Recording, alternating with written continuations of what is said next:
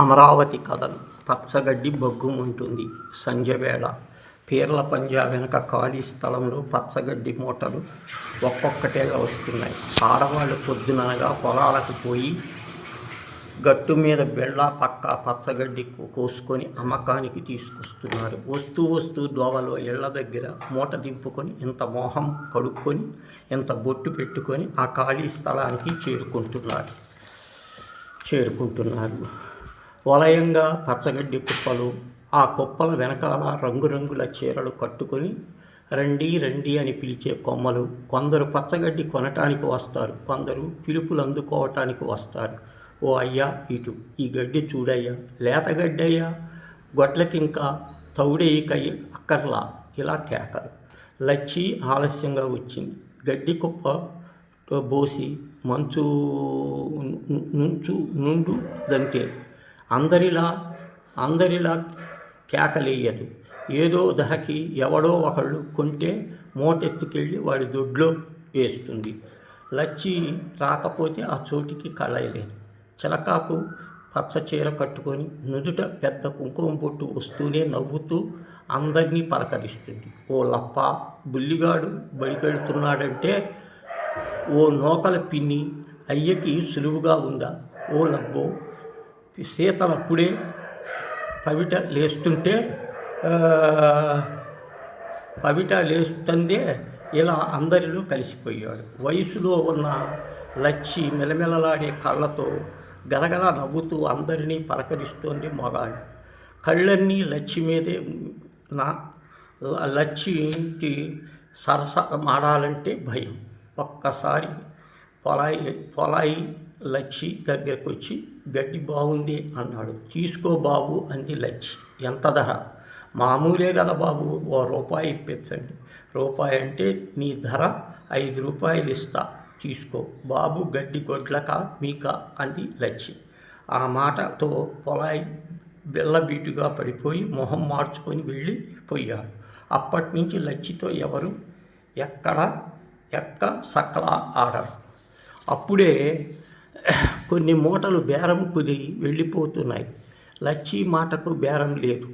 గడ్డి పైకి కుప్పగా పోస్తూ నుంచుతుంది. రూపాయితో ₹1 నూకలు కోక, ₹1 తండ్రి తాగు ఇవ్వాలి. లచ్చి తమ్ముడికి పెళ్ళాం పోయిన తర్వాత కూతురే ఆధారం.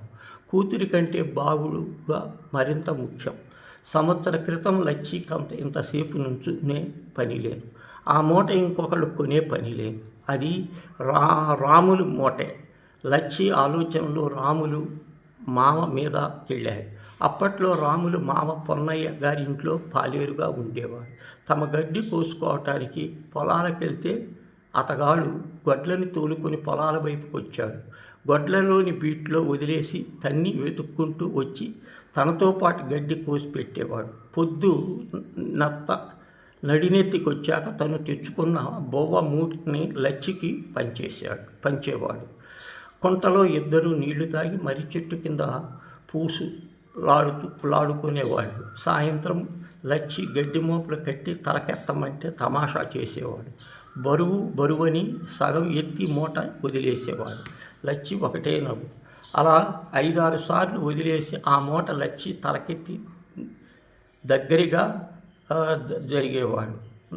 ఒంటికి ఒళ్ళంటుకునే వేళ లచ్చి మూతి బిగించి పో మామ అని గడ్డి మూటతో అవతలతో తోసేది. రాములు నవ్వుకుంటూ లచ్చి జడ లాగేవాడు. రోజు ఇదే వరస. డొంకలు నడుస్తుంటే కబుర్లు ఆడుకుంటూ ఊళ్ళకు వచ్చేవారు.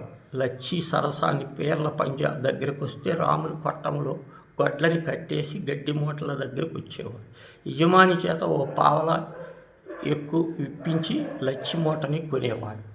మామ, ఇందులో సగం గడ్డి నువ్వు కోసిందే కదా, నీ కట్టం నాకు ఇస్తున్నావా అని లచ్చి అంటే, నా బతుకే నీకు ధారపోస్తున్నాను కదే అనేవాడు రాములు తన బతుకు లచ్చికి ధారపోయలేదు. పెద్దల్ని తాతనలేక కట్నం డబ్బు అని భ్రమిసి సీతాలు మెడలో తాళి కట్టాడు. ఆనాటి నుండి ఈనాటి దాకా రాములు లచ్చి మొహం చూడలేదు. పాలేరుతనం మానేసి గేదెని కొనుక్కొని పొలం కొంటున్నాడు. లచ్చి నాకింత ప్రాప్తం అనుకుంది. మనసు కుదుర్చుకొని నవ్వుతూ బతుకుతోంది. లచ్చి తండ్రి కూతురికి సంబంధాలు వెతక్కపోగా లంచం తిని 60 ఏళ్ళు ముసలోడికి 3 పెళ్ళాంగా మనువు కుదిర్చాడు. రేపో మాపో లగ్గానికి బయలుదేరి పోవాలి. లచ్చి కళ్ళల్లో నీళ్లు తిరిగాయి. ఏం లచ్చి, మాటమ్మ లేదా అనడిగాడు వెంకాయ. లేదయ్యా అంది. నాకేసేయి, రూపాయి పావలా ఇస్తాను అన్నాడు. మూటెత్తుకొని లచ్చి నడుస్తుంటే వెంకాయ తన ఇంటికి కాక రాముల ఇంటికి దోవ తీశాడు. లచ్చి రాముల గుమ్మం ముందు ఆగి, నీకు కానీ వస్తువు నువ్వెందుకు కొనుక్కున్నావయ్యా అంది. వెంకాయకి తెలిసింది లేదో తెలియదు.